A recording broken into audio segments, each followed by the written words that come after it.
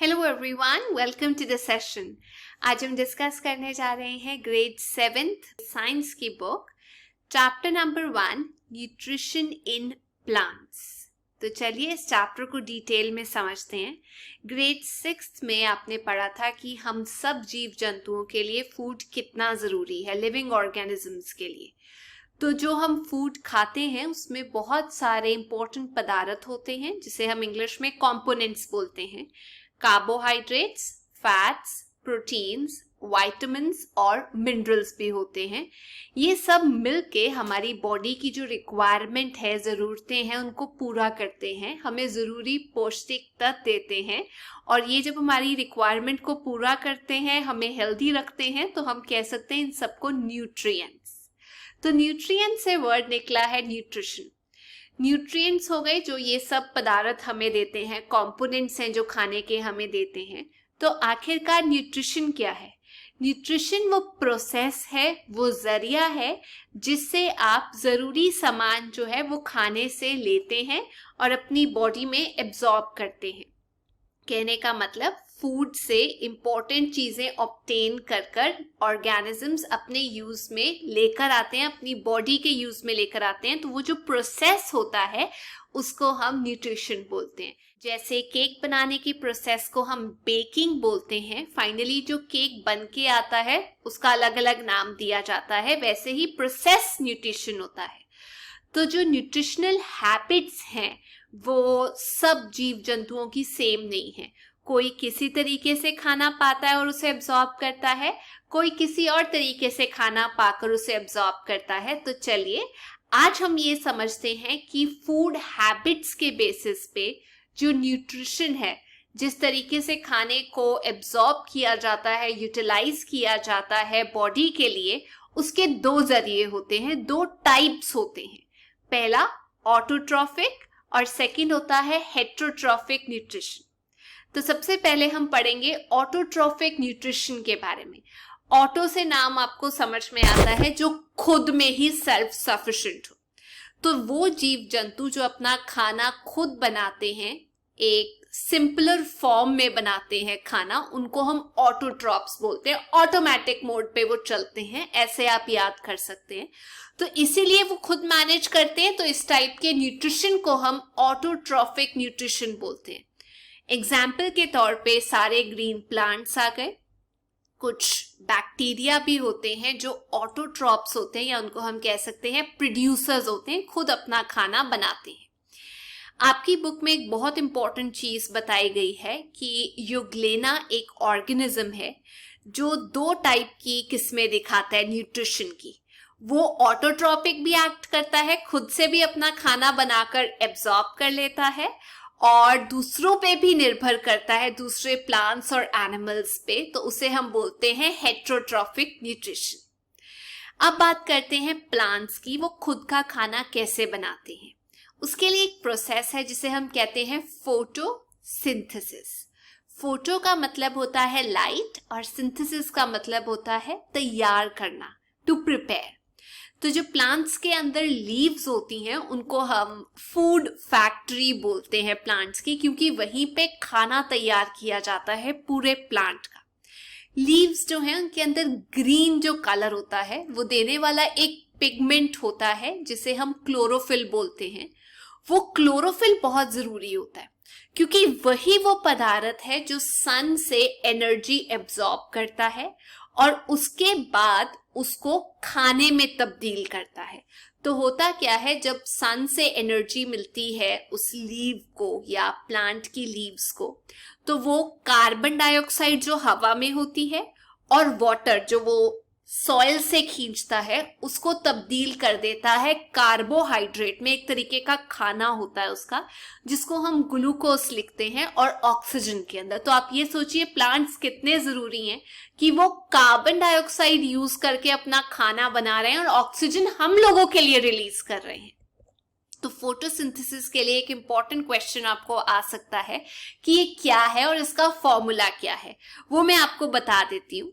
Photosynthesis एक process है जिसके द्वारा ग्रीन प्लांट्स अपना खाना प्रिपेयर करते हैं, तैयार करते हैं। किसकी मदद से? क्लोरोफिल की मदद से। क्लोरोफिल की मदद ली जाती है, लेकिन जो इंग्रेडिएंट्स हैं, जो सामान चाहिए होता है, वो चाहिए होता है सनलाइट, कार्बन डाइऑक्साइड और वाटर। ये एक कंप्लीट डेफिनेशन है फोटोसिंथेसिस की। तो इसका फॉर्मूला है 6 मॉलिक्यूल्स कार्बन डाइऑक्साइड के, जिसका फॉर्मूला है 6CO2, 6 पानी के 6H2O। किसकी जरूरत होती है और हमें? सनलाइट की और क्लोरोफिल की। इससे जो रिजल्ट निकलता है वो है C6H12O6, जिसे हम ग्लूकोज बोलते हैं, प्लस O2, O2 का मतलब ऑक्सीजन। तो आप इसे ऐसे भी समझ सकते हैं, carbon dioxide plus water in the presence of sunlight और क्लोरोफिल वो रिलीज करते हैं ग्लूकोज और ऑक्सीजन। तो कहने का मतलब ये कि जो रॉ मटेरियल है, जो पदार्थ हमें चाहिए फोटोसिंथेसिस के लिए, वो है कार्बन डाइऑक्साइड और वाटर। जो आउटकम मिलता है वो ग्लूकोज और ऑक्सीजन है। किसकी जरूरत होती है ये पूरा काम करने में? जैसे खाना बनाने में शेफ की जरूरत होती है, प्लांट्स को जरूरत होती है क्लोरोफिल की, सनलाइट की। अब बात करते हैं कार्बन डाइऑक्साइड। आखिरकार प्लांट्स जो हैं वो कार्बन डाइऑक्साइड इनहेल कैसे करते हैं, खींचते कैसे हैं?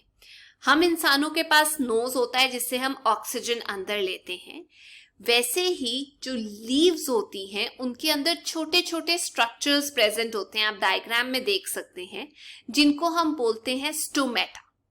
वो स्टोमेटा जो है वो एक तरीके की ओपनिंग होती है जिसके आसपास गार्ड करने वाले सेल्स होते हैं, कब खोलना है बंद करना है, खोलना है बंद करना है। तो आप कह सकते हैं एक तरीके का मुंह बन गया, तो उसके आसपास जो स्ट्रक्चर होता है उसे हम गार्ड सेल्स बोलते हैं।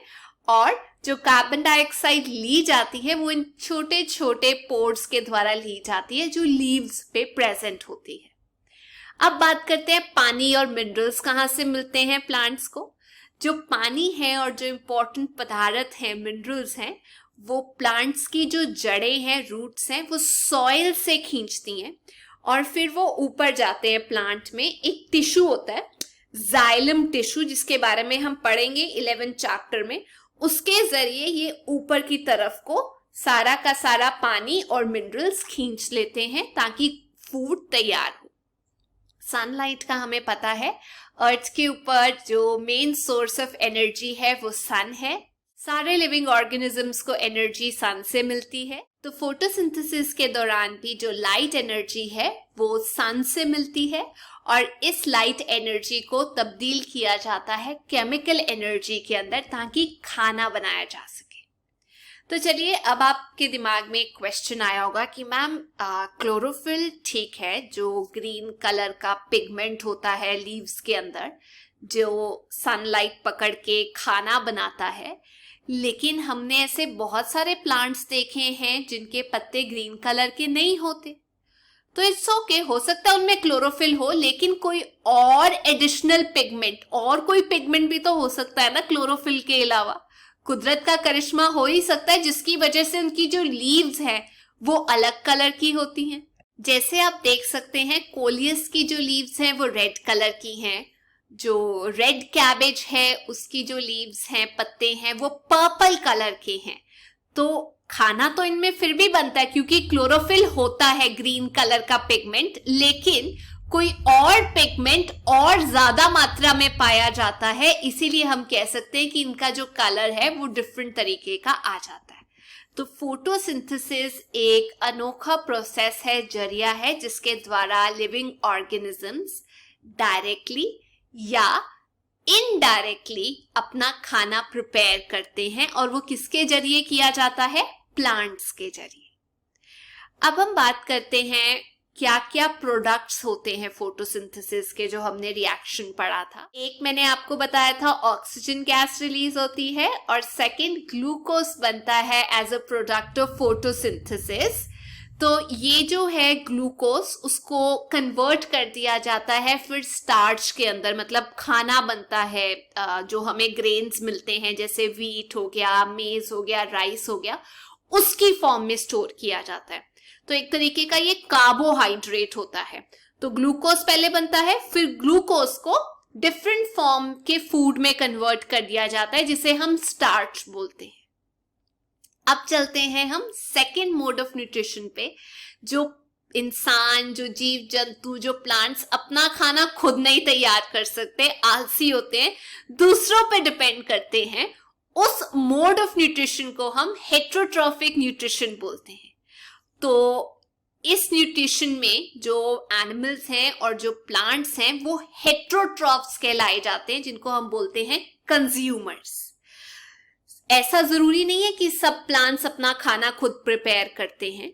कुछ प्लांट्स ऐसे भी होते हैं जिनमें क्लोरोफिल नहीं होती, जिसकी वजह से वो अपना खाना नहीं प्रिपेयर कर सकते, इसीलिए वो दूसरे प्लांट्स पे डिपेंड करते हैं खाने के लिए।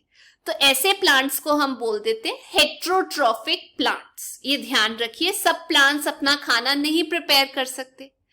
अब ये जो हेट्रोट्रॉफिक प्लांट्स हैं ये अलग अलग टाइप के होते हैं। आप जान के हैरान होंगे, इनकी अलग अलग वैरायटी है, जैसे पैरासिटिक प्लांट हो गए, इंसेक्टिवोरस प्लांट्स हो गए, सेप्रोफिटिक प्लांट्स हो गए, सिम्बायोटिक प्लांट्स हो गए। इनके बारे में अब हम थोड़ा सा डिटेल में पढ़ते हैं कि आखिरकार ये डिफरेंट वैरायटी है क्या, ये किस माध्यम से अपना खाना दूसरे प्लांट से, ऑर्गेनिज्म से हासिल करते हैं। सबसे पहले पढ़ते हैं पैरासिटिक प्लांट्स के बारे में। बहुत बार आपने ये वर्ड सुना होगा, पैरासाइट, खून चूस गए। तो ऐसे कुछ हेट्रोट्रॉफिक प्लांट्स होते हैं जो दूसरे प्लांट्स और एनिमल्स पे डिपेंड करते हैं खाने के लिए, इनको हम पैरासाइट्स बोलते हैं।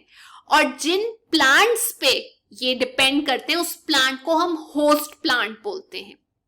एग्जाम्पल देती हूं, जैसे आप अनइनवाइटेड किसी के घर चले जाए तो यही बोला जाता है पैरासाइट, और जो आपको बेचारे होस्ट कर रहे हैं, जो खुद थके हुए हैं, उनको हम होस्ट बोलते हैं। तो इस रिलेशनशिप में एक एग्जाम्पल दे देती हूँ जो पैरासाइट के तरीके से एक्ट करता है, उसको हम बोलते हैं कस्क्यूटा, जिसको अमरबेल भी बोला जाता है, दोदड़ भी बोला जाता है। ये प्लांट क्या होता है, येलो थ्रेड टाइप का होता है, इसके पत्ते नहीं होते।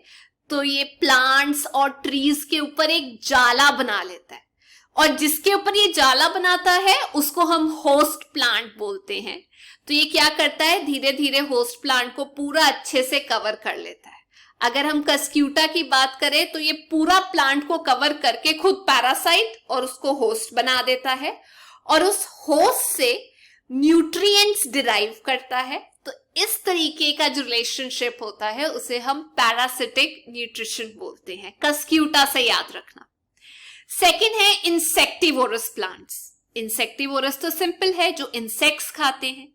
तो कुछ ऐसे प्लांट्स होते हैं, आप पिक्चर में देख सकते हैं, जो ट्रैप कर लेते हैं, पकड़ लेते हैं इंसेक्ट्स को, उनको डाइजेस्ट कर लेते हैं, उनको हम इंसेक्टिवोरस प्लांट्स बोलते हैं। जैसे कि पिचर प्लांट्स के जो पत्ते हैं वो इस तरीके से बने होते हैं कि ऊपर से एक आपको बहुत स्लिपरी स्ट्रक्चर दिखाई देगा गोल कलर का, और जैसे ही कोई इंसेक्ट उसके ऊपर आके बैठता है वो स्लिप होके नीचे चला जाता है, फिर वापस ऊपर नहीं आ सकता। इनकी शेप ही एक पिचर के तरीके की होती है, एक जार के तरीके की होती है। तो एक बार जो इंसेक्ट नीचे ट्रैप हो गया, फिर ये पिचर प्लांट क्या करता है, वहां से डाइजेस्टिव जूसेस निकाल देता है और ऐसे करके वो इंसेक्ट को खा लेता है, इसलिए इसको हम इंसेक्टिवोरस प्लांट बोलते हैं। एग्जाम्पल पिचर प्लांट, डायग्राम से याद रखना। तीसरी कैटेगरी आ जाती है सेप्रोफिटिक प्लांट्स की। सेप्रोफिटिक प्लांट्स में वो वाले प्लांट्स आते हैं जो फीड करते हैं, जो जिंदा रहते हैं, क्योंकि वो डेड और डिकेइंग मैटर के ऊपर निर्भर करते हैं। तो कहने का मतलब ये होता है कि अगर कोई डेड मरा हुआ सामान उनको मिल जाता है जो खत्म है, तो ये सेप्रोफाइट्स क्या करते हैं, वहां पर आकर पहले अटैक करते हैं, बॉडी से बाहर डाइजेस्टिव जूसेस निकालते हैं, सीधा खाने के ऊपर, बॉडी के ऊपर जो खाने वाले हैं उसके ऊपर जूसेस निकालते हैं। जो जूसेस होते हैं वो खाने को खाने लायक बना देते हैं, सॉल्यूबल बना देते हैं, और फिर वो प्राणी, वो ऑर्गेनिज्म उसको खा लेता है। मतलब बॉडी से बाहर ही कुछ निकालकर वहां डिसॉल्व कर फिर ये इनटेक करते हैं। एग्जाम्पल इसमें आ जाता है राइजोपस, यीस्ट आपने सुना होगा, मशरूम के बारे में सुना होगा जिसको हम बोलते हैं एगेरियस बोला जाता है। तो इस तरीके का जो न्यूट्रिशन है उसको हम सेप्रोफिटिक न्यूट्रिशन बोलते हैं। याद रखना, सेप्रोफिटिक मतलब जो डेड, खराब मैटर के ऊपर निर्भर करते हैं खाने के लिए, न्यूट्रिशन के लिए। चौथी कैटेगरी होती है सिम्बायोटिक, मतलब एग्जाम्पल, जैसे एग्जाम के अंदर आपके आगे वाले को एक आंसर आता है, आपको दूसरा आंसर आता है, तो आप उस पर डिपेंड करते हैं, वो आप पे डिपेंड करता है। अच्छा, एक बॉन्ड बन जाता है, करेक्ट, एक दूसरे से आप एडवांटेज लेते हैं। वैसे ही सिम्बायोटिक प्लांट्स वो होते हैं जो एक दूसरे के साथ रहते हैं और एक दूसरे से बेनिफिट करते हैं। फॉर एग्जाम्पल, फंजाई की बात की जाए तो फंजाई जो है वो ट्रीज के जड़ों में रहता है।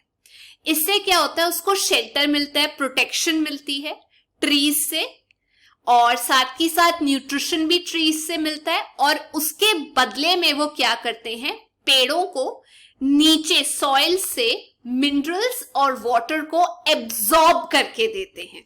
तो हो गया ना सिम्बायोटिक रिलेशनशिप। ऐसे ही हम कह सकते हैं कि लाइकन्स होते हैं जो म्यूचुअल पार्टनरशिप पे रहते हैं। उसके अंदर दो प्राणी होते हैं, एल्गाई और फंजाई। तो उसमें क्या होता है, फंजाई क्या करता है, पानी को एब्जॉर्ब करता है और शेल्टर प्रोवाइड करता है, रहने का ठिकाना देता है। और एल्गाई क्या करता है, उसको खाना प्रोवाइड करता है। ठीक है, फंजाई खुद खाना नहीं तैयार करता, एल्गे उसको खाना प्रोवाइड करता है। ये डिटेल में आपको बताऊंगी कि एल्गे खुद कैसे खाना बनाता है।